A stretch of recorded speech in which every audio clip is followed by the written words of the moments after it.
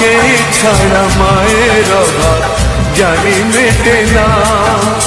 মাগো তোমার পৃথিবীতে হয় না তুলনা। মা দুঃখ ব্যথা পারবে না যে তোমাকে ছুতে, আমি সব কিছু যে মুছে দেব আমার দুহাতে। এই জীবন আর মরণ তুমি থেকো পাশেতে, জানি না তো এত সুখ সইবে কি হয়। চলো বন্ধুরা, কেমন আছো? দেখো আজকে বিপত্তারিণী ছিল, তাই অনেক গান বাজনা হলো, অনেক ভক্তি হলো। এবার একটু তো কাজ করতে হবে, শুধু তো আর গান বাজনা করলে আর ভক্তি করলে হবে না, খাওয়াও জুটবে না।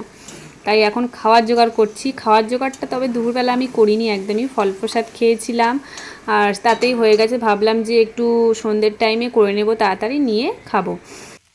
তার জন্য এখানে চানা ডাল, যেটাকে আমরা মুগ ডাল বলে থাকি খোসা সমেত, সেই মুগ ডাল ভিজিয়ে রেখেছিলাম।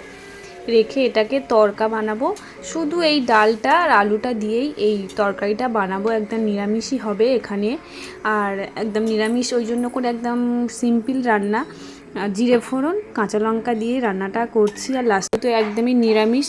তাই দেখো এখন কিন্তু হয়ে গেছে, একটু মাখা মাখা টাইপের করে নিয়েছি, নিয়ে একটু লাস্টে জিরে গুঁড়ো ছড়িয়ে দিয়েছি, দিয়ে কিন্তু আমার রেডি হয়ে গেছে। আর এর সঙ্গে রাখছি লুচি।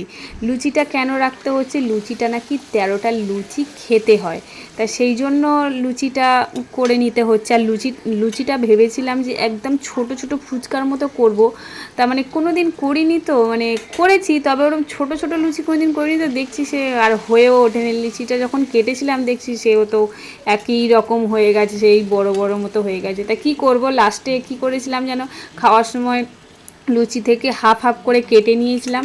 13টা লুচি কি খাওয়া যায়? 3টে 4টে 5টার বেশি আর খাওয়া যায় না।